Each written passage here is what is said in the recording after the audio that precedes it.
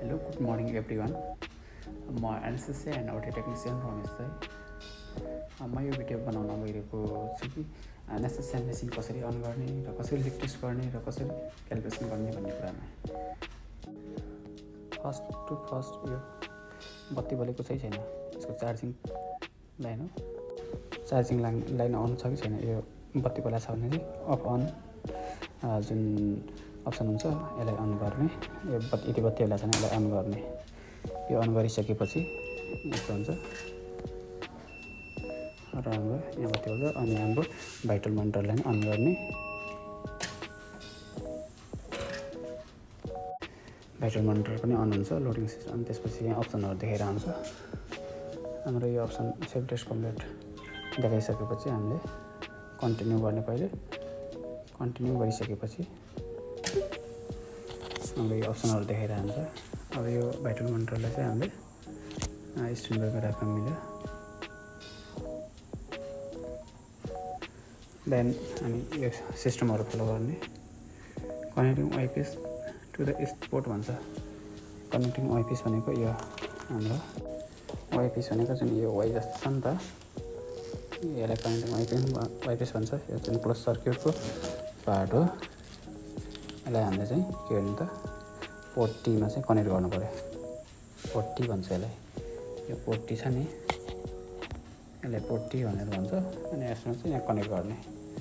त्यसपछि के छ, adjust APL bulb 30 to 30 cms to APL bulb हामीले 5, 10, 20, 30मा चाहिँ हामीले सेट गर्ने। 30मा सेट गरिसकेपछि install the manual back install छ। Push the auto plus auto fill the bellow. यो जुन बेलो छ नि, यसलाई चाहिँ प्लस अटो प्लस गरेर हामीले बेलो फिल गर्नु पर्यो। This is auto plus of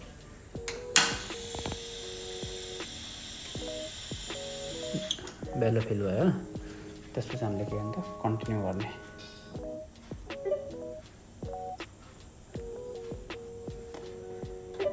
continue गरिसकेपछि हाम्रो सिस्टम टेस्ट प्रोग्रेस भइरहेछ। यो बेला चाहिँ हाम्रो अल फ्लोमिटर्स बन्द हुनुपर्छ। त्यसपछि सबै बन्द हुनुपर्छ टोटली। अनि यो एससिजिओ सर्कल चाहिँ अफ हुनुपर्छ। सेल्फ टेस्ट प्रोग्रेस भइरहेछ। यो हाम्रो अटोमेटिक टेस्ट पास भइसक्यो होइन। अब आइरहेछ अर्को option, push auto plus maintain press between 20 cm to 40 cms to हो। जुन हाम्रो अटो प्लस गर्दाखेरि चाहिँ यो हाम्रो छ नि 20 देखि 40 को बिचमा ल्याउनुपर्छ। हामीले म यो अटो प्लस गरिरहेको है। अब यहाँ बेलो बढिरहेको हुन्छ, बेलुन चाहिँ 20 to 30 को बिचमा ल्याएर हामीले रोक्ने। अनि त्यसपछि automatic manual test pass, it will go to normal screen after 5 second pass भयो।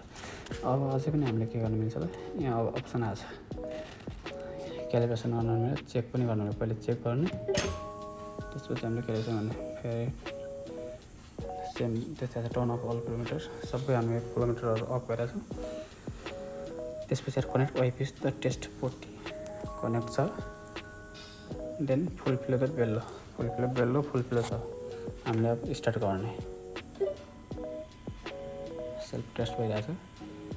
यो पास भइसकेपछि बल्ल मेसिनले चाहिँ काम गरिरहेको छ भेन्टिलेटरको लागि भन्ने बुझिन्छ।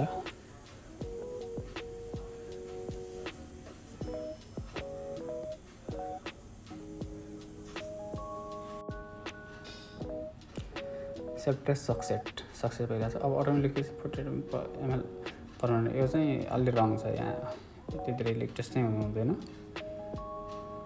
अब हामीले चाहिँ फिनिस गरिदिएँ मैले। अनि त्यसपछि चाहिँ यो गर्नु पर्यो। फेरि please confirm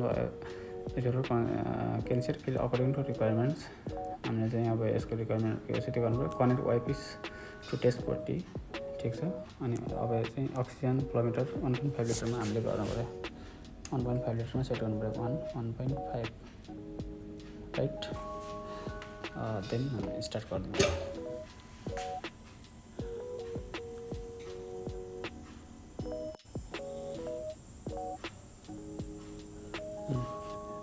self test successful भयो। सक्सेस भइसकेपछि चाहिँ हामीले क्यालिब्रेसन गर्नु मिल्छ। क्यालिब्रेसन गर्दाखेरि 180 समथिङ सेकेन्ड देखाउँछ। यसको लागि पहिले हामीले चाहिँ यो क्यालिब्रेसनको यो अब गरिदिनु पऱ्यो। यसलाई चाहिँ सेन्सर हो, त्यो सेन्सर जगिसकेपछि अटोमेटिक यो 80 सेकेन्ड 160 सेकेन्ड पुग्छ। यो 1 सेकेन्ड चाहिँ हामीले वेट गर्नुपर्ने हुन्छ अनि बल्ल पास हुन्छ।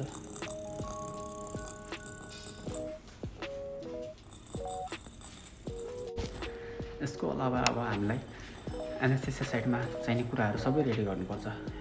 हामी बिहान आइसकेपछि एनेस्थेसिया मेडिकेसनहरू टोटली, अनि त्यसपछि आएर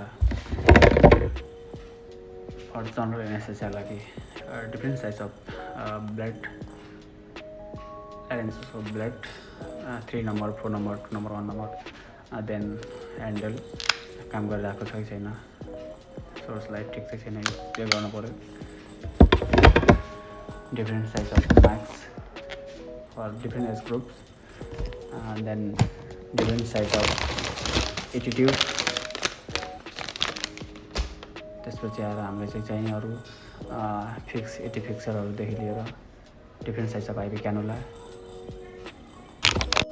डिफ्रेन्ट साइज आइभी क्यानुलाहरू भयो, अनि आइभी फ्लुइड, अनि त्यसपछि आएर ओपिए अनि एनपिए। यो चाहिँ ओरोफेरेन्जियल एयरवे भनेपछि, एनपिए भनेको नासोफेरेन्जियल एयरवे हुन्छ।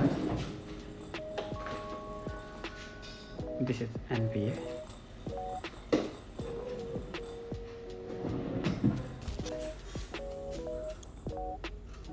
मैले हामीले चाहिँ युज गर्ने भनेको अब हामी यहाँबाट जान्छौँ सुरुमा ग्लाइको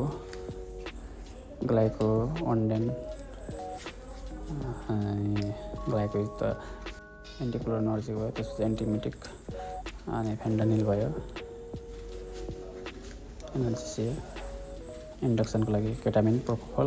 त्यसपछि हामी मसल्स रिल्याक्सेन्ट दिने बेकोरेनियम, एक्टाकोरेनियम दिनु पऱ्यो। त्यसपछि आएर हामीले अब यो एड्रेनालिनहरू अब बिपी घटेपछि बढ्नको लागि दिने, त्यसपछि जाइलोकार्डहरू भयो, अनि एड्रेनालिनहरू रेडी गर्नु पऱ्यो, नरेटहरू रेडी गर्नु पऱ्यो, हाइड्रोकोडहरू रेडी गर्नु पऱ्यो। यो सबै कुरा रेडी गर्नुपर्छ हामीले टोटल्ली। सक्सनहरू रेडी गर्नु पऱ्यो, आइभी फ्लुइडहरू, एयरलाइनहरू रेडी गर्नुपर्ने, सबै रेडी गर्नु पऱ्यो। Thanks for watching my